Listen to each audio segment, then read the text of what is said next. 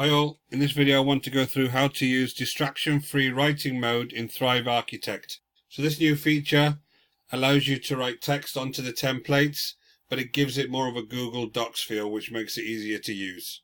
Hi, my name is Richard. This is the School of Nomads. You can find me at theschoolofnomads.com. Don't forget to subscribe to our channel.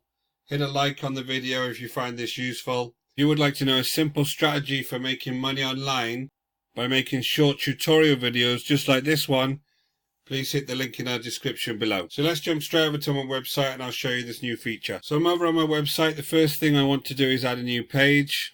So go ahead and call this one Test. Launch Thrive Architect. So I'll select this one as it allows me to put content on the page. Choose that template. So as I scroll down, you'll see when I scroll over these text elements, there's a number of items in these menus here, and there's a box around it. It doesn't really feel like a Google Doc. So what you can do is come up here on this down arrow on the right hand side. You've got either normal mode, which is this, or you have distraction free mode. If I hit distraction free mode, it just allows me to type in this area like a Google Doc.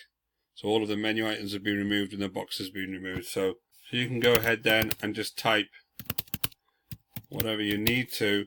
And this is the same format that the user will see when they visit your website. So it's a lot more of a cleaner way that you can type text into your pages.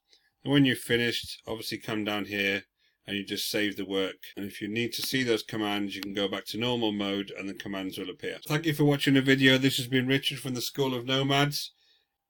If you have any questions, please leave a comment below, or you can find me at richard@schoolofnomads.com.